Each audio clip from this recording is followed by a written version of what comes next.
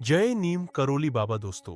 नीम करोली बाबा, जिन्हें हनुमान जी का परम भक्त कहा जाता है, जिनकी कृपा ने अनगिनत जीवन बदले हैं और जिनके चमत्कार आज भी लोगों की आस्था को मजबूत करते हैं। दोस्तों, बाबा के बारे में कौन नहीं जानता, लेकिन उनके कुछ ऐसे चमत्कारी किस्से हैं जो बहुत कम लोग जानते हैं। आज की इस वीडियो में हम जानेंगे नीम करोली बाबा के 3 ऐसे चमत्कारी किस्से जो न सिर्फ आपकी श्रद्धा बढ़ाएंगे, बल्कि आपको विश्वास दिलाएंगे कि जब इंसान हार जाता है, तब बाबा की कृपा जरूर साथ देती है। तो वीडियो को अंत तक जरूर देखिए और मन में सिर्फ एक नाम रखिए, नीम करोली बाबा।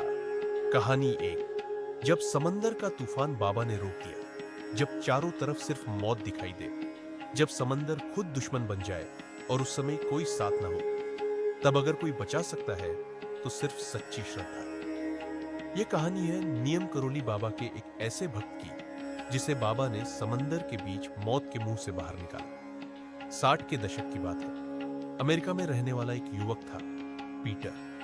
वह नीम करोली बाबा को अपना गुरु मानता था, हालांकि उसके दोस्त उसकी भक्ति पर हंसते थे। एक दिन पीटर अपने कुछ मित्रों के साथ छोटी नाव लेकर समंदर में गया। मौसम बिल्कुल साफ था, लेकिन अचानक तेज हवा चलने लगी। काले बादल छा गए और देखते ही देखते भयंकर तूफान आ गया।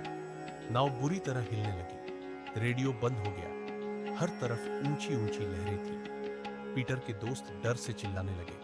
किसी को तैरना नहीं आता था, मौत बिल्कुल सामने खड़ी थी। उसी समय पीटर ने आंखें बंद की और मन ही मन बोला, बाबा, अगर आप सच में मेरे साथ हैं तो आज मुझे बचा लीजिए।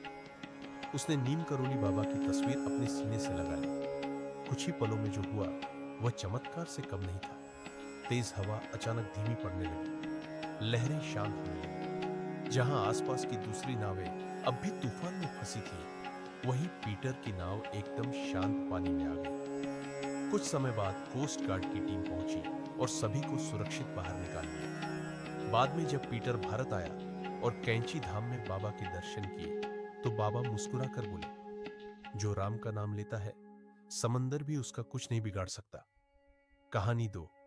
जेल के अंधेरे में दिखा बाबा का न्याय। जब इंसान निर्दोष हो, लेकिन पूरी दुनिया उसे अपराधी समझ ले, तब इंसाफ सिर्फ भगवान ही करते हैं। रमेश एक साधारण युवक था। एक दिन उस पर चोरी का झूठा इल्जाम लगा दिया गया। न कोई पुख्ता सबूत, न कोई सच्चा गवाह। फिर भी अदालत ने उसे जेल भेज दिया। जेल की 4 दीवारों में रमेश टूट चुका था। उसका परिवार बाहर रो रहा था। एक दिन जेल में किसी कैदी ने उससे कहा, अगर सच्चा दिल हो तो नीम करोली बाबा का नाम ले। उस रात रमेश ने पहली बार दिल से प्रार्थना की, बाबा, मैं निर्दोष हूं, अगर आप मेरे साथ हैं तो सच सबके सामने ले आइए। उसी रात जेल के एक पहरेदार ने सपना देखा। उसके सामने एक साधु आए और बोले, गलत आदमी को कैद में रखा है। पहरेदार घबरा गया।